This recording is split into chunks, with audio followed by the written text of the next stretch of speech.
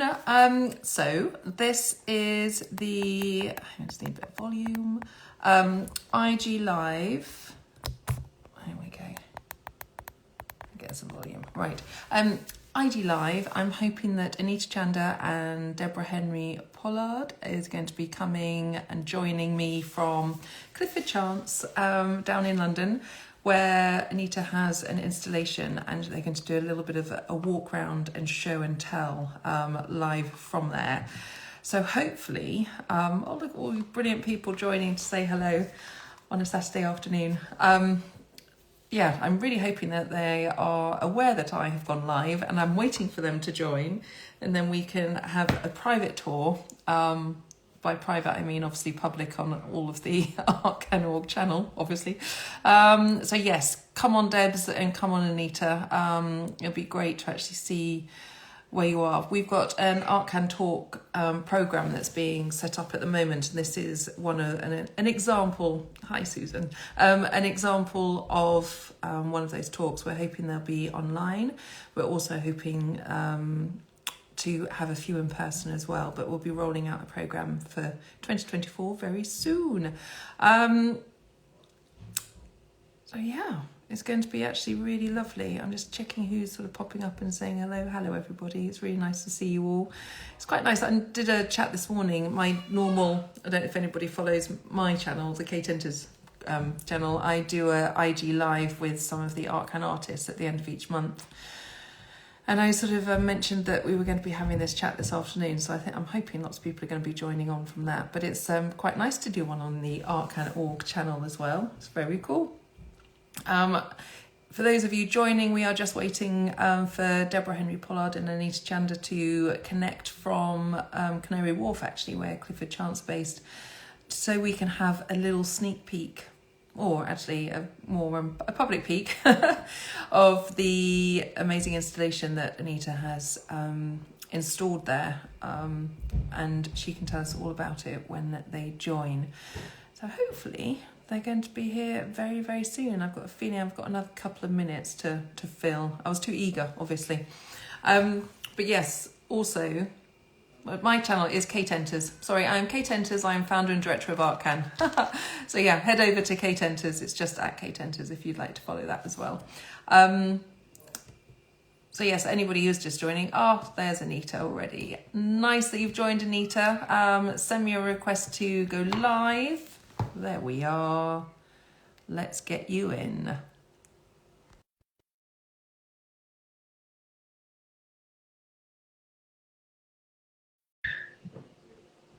Here we go.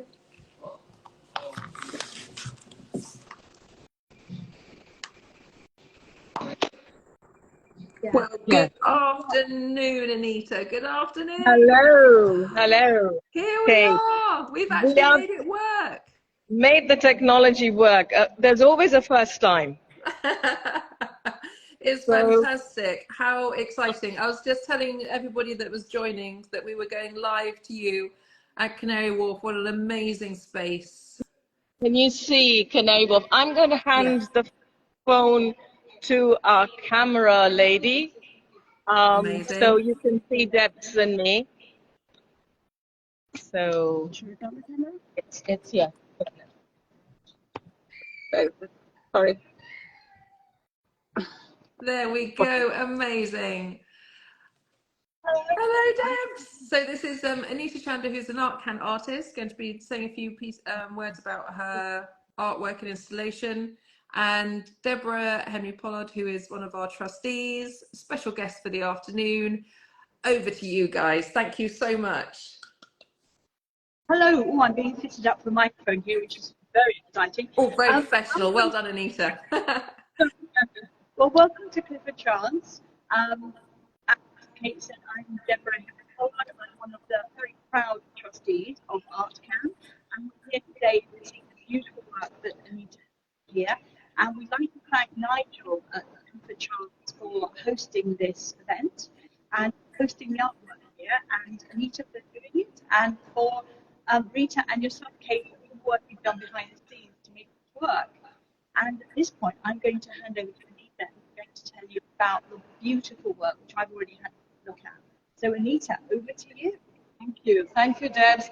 Thank you, Kate, Rita, organizing it, and all the wonderful people who are joining us live. Hello and welcome. Now, I need to step away. The first piece. Oh, we've lost your sound, Anita. Okay, so can you see the first net? Yeah. And this piece is called the Rete Mirabile Wonderful Nets. And in fact, this has about 200 little bags of supermarket nets. If you look closely, to point out maybe this one down here, you can see a bag of oranges, a bag of lemon. So it's a labor of love. It took me about 9 months to stitch all these together. And the net has a new life now. I feel it's been reborn because it was dead. It had served a purpose. It had carried fruits. Once the shelf life was over, and once we snipped it off and we took the fruits out, we put them in the bins. But then my friends and family rescued them for me. We had a collection going, so saved hundreds and thousands of these nets because they trap wildlife and choke creatures in the sea. So they're dangerous, they're deadly dangerous. But here, they've been reborn. And what a wonderful space. If you look at the gray glass and steel, it's like a burst of color. It's joyful. For me, it's a symbol of hope. Yeah. You know, it almost says to me that the spirit of the net is living on. It's not dead, it's come alive. And it's saying to me, what's all the doom and gloom for? We can change things. We as artists can make a difference. And if we can make something bright and beautiful from rubbish, then we can do that to our planet. And I think we artists have such power in our hands that I'm really grateful for the net to have given me that courage. I would not have dared to think that in the past. And the net has kind of trained me and has opened this whole new world of optimism and of hope. Yeah. At this point, I will keep quiet and ask you, what did you see when you came up the escalators? What were your thoughts? I like the negative spacing. The way that the nets have, where you've sewn them together, have produced the negative spacing. We are asking, we've just had a few visitors join us, so just say hi and welcome. And we're live, so, hi to Kate and the others who are joining us. And I've been just saying what it meant for me, this particular piece. And asking you what you saw as you came up, or to give you 2 minutes, reflect on what the next is to you. She didn't want to. Well, I remember the collections of notes in the studio because Anita and I both studied at Central St. Martin's MA Art and Science, so I remember kind of all these piles of notes and bringing them in myself. So it feels like this kind of rebirth, because if you look up here, it's the most enormous building, and it's in this huge centre of business, but here is beautiful artwork that's made from very humble origins, and yeah, the transfer is really what hits me when I come here. Thank you. Anyone else? Would you like to say a few words? 2 or 3 words on what you see there? It's something alive, which is the spaces to say brave, first of all, Clinical almost. and geometrical, and this is just so organic. You just feel there's something alive in here. Yeah. Beautiful. Yeah, I just see basically like a portal or a vortex into a different world, which conjures up lots of different perspectives and preconceived notions. And beyond that, I won't go any further. Okay. So I just want to pick up on the point that Sarah was making earlier about the negative space. Because for me, this piece with the whole actually speaks to use. Because the whole have expanded and grown. And it's almost as if you can be let free, you can escape through the holes. Or, like with anything, there's always 2 sides to everything. The other aspect of holes is it's the hole that you might fall into. There could be a hole that you escape through, or it could be a hole that you fall into. It could be holes in our relationships. It could be dark matter, light matter. There's so many meanings. It's very exciting because this has evolved.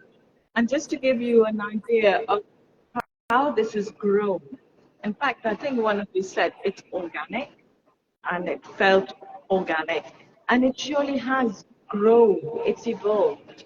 It started with scissors, and I actually took these nets out to the community. I've worked with people from the ages of 4 to 92 across communities where they've had stroke, and we're using it for speech therapy at UCL, and there were projects with U3A, with children's schools. So it's been a web that has connected people, and they've held it in their hand. And I've hung it up from trees. I've taken it up to the Pennines, and it's been buffeted by the winds, you know. So the holes have got bigger through human intervention as well as natural intervention with the elements. And it has so many stories. I could go on forever, but we're going to keep it short and sweet. So, yes. And if you're curious about what the school children said they saw, I had a visit from school children, local school children. They said they saw a kaleidoscope, a dream catcher, and a tree. So, you know, you can see whatever you'd like to see, what it says to you. So let's go and look at the other piece now.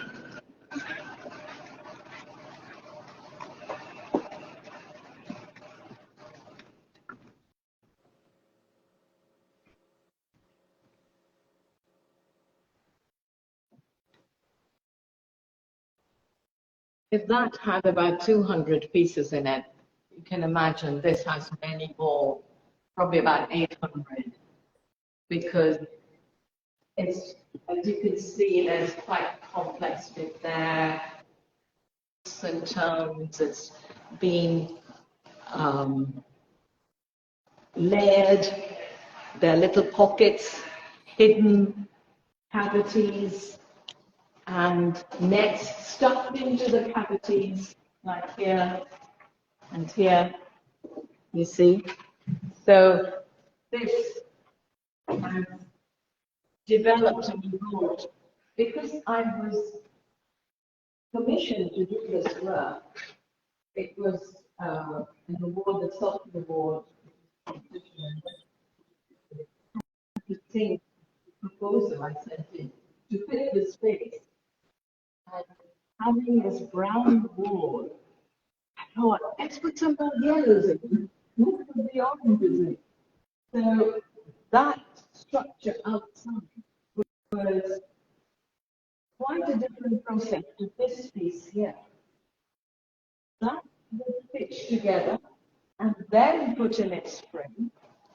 But this one, I had to think of the shape and the structure first, and then almost have a skeleton hanging in my studio, and then build on it, build the layers and the meaning and the story.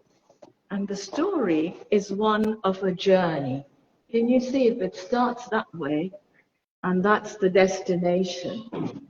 And of course, like you don't have a straight and easy path. With twists and turns. Oops, there's a hoop there. Hoops you have to jump through.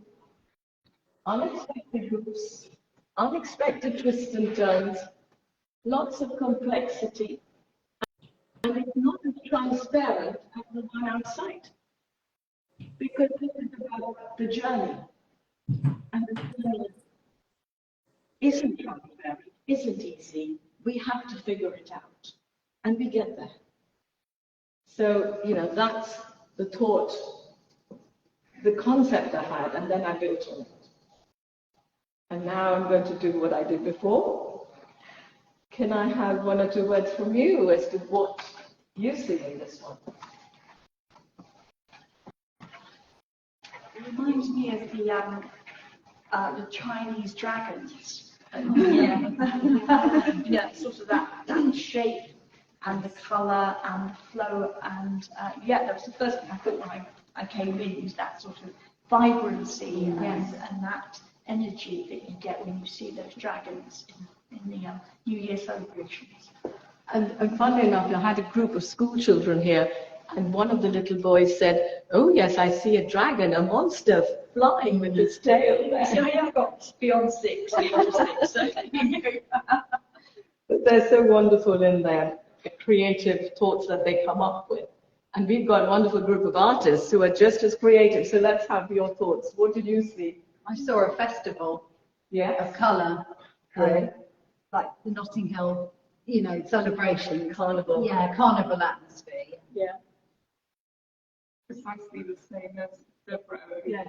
Chinese dragon. But I thought it was interesting when you were speaking about the construction and how it was different to the other one where I saw kind of a portal, because this has a lot more gravitas, even though there's a lot of motion and movement apparent in it. And I think that's really intriguing. Yeah, because of the story, as I was saying, it's a journey. And I wanted to show the complexity of the journey. That, there will be those twists and turns and hidden spots where you might get trapped. There are quite a few things trapped. And of course, if you think of the environment and climate change, we've got the world heating up, there's a melting glacier in there, there are trapped creatures. So the more you look, you'll find different things. What for your thoughts, Lucy? Anything? Yeah, same with me, that that your use of colour makes it really pop and it's very vibrant against the background. But I think as you were talking and I was looking more closely, I was thinking about that sort of environmental aspect and the kind of opportunity for ensnarement within the forms, and thinking of oceans and waste. In fact, there's so much waste that although you get through the journey together, and if you think of these nets maybe as individuals coming together, you get there, you're going up to your target, which could be the net zero target, 2050, but you get tangled up because it's not going to be easy, it's not going to be simple. And meanwhile, we've got the world on fire, lots of wildfires going on, a melting glacier. We have trapped creatures, and if you look closely, you'll see all kinds of symbols there, and the complexity is enormous. But yet it's joyful, because I think as artists, we can take the dark side as well and say, hey, that's part of the journey. But we still have to have the courage to press on. And if we make something that's beautiful, we can still give those messages which may not be so pretty, but we can almost activate awareness. And hopefully that will make a difference. So, do you want to make any comments? Kate, over to you. Well, no, I was purely going to agree with that. We had an interesting chat this morning just about sort of the activism of art and actually using the tools that you have as a creative to be able to raise that awareness and actually nurture those sort of conversations through a visual language, as opposed to needing it to be something that is really sort of has to be translated or held accountable to some extent through the words that are used. So I think using your visual language is incredibly important, especially when they are such complex issues and they are such sort of complex sort of topics that you don't quite know how to move forward with or actually answer or do your bit, as it were. So I think if you use your creative tool the way that you can, it actually enables other people to come along with you on that journey as well. And as you say, collectively change can then happen. And so that's my point on it all. Collectively change can happen. We just have to stay on the journey and on the same path and holding each other's hand along the way. And I think actually change will and can then become a reality. And I think that it's something so positive about ArtCan, that, you know, we are in the journey together.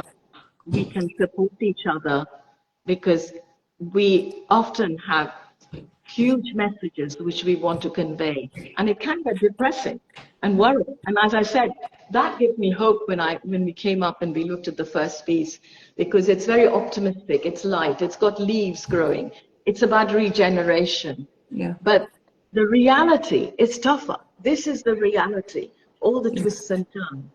And to sum up, I've got two words which actually sum up my practice. If you can see it. Brilliant. So if we put our heart into it, whatever we do becomes very powerful and evocative.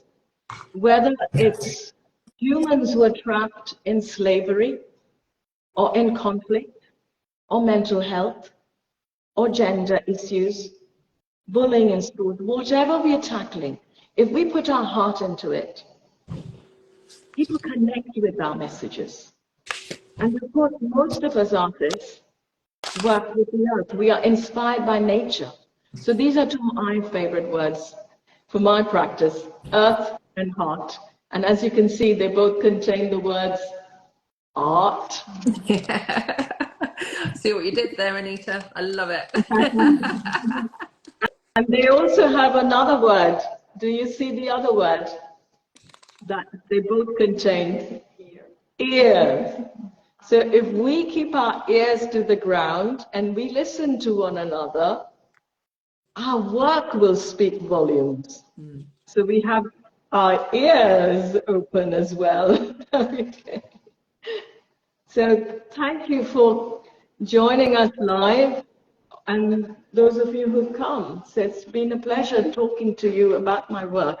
Anybody with any questions before we wrap up?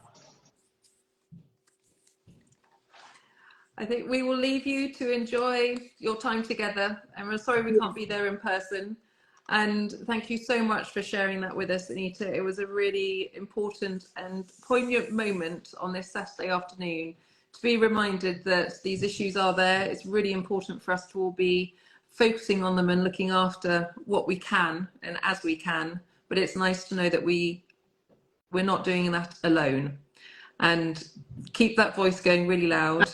And we'll share this now on our channel as well. And then, yeah. Oh, and I'm wearing my badge. Can you see it? Art is not the end, not but the beginning. The beginning. I love it. I'm really, yeah. And also, I always reuse all of the nets. I think everybody has to reuse the nets. We'll do care packages and send them all to you, Anita, to make even more beautiful artworks. And you found your calling, obviously. I'm trapped. Well, kind of did that to yourself. Thank you again so much. This was a real treat this afternoon, and yeah, I'll share it on the feed now. Everybody online is saying thank you as well, Anita, for sharing your fabulous work with us. So really good. Nice to see you all. Enjoy the rest of the afternoon, and we'll see you again soon. Thank you. Bye. Bye. Thank you.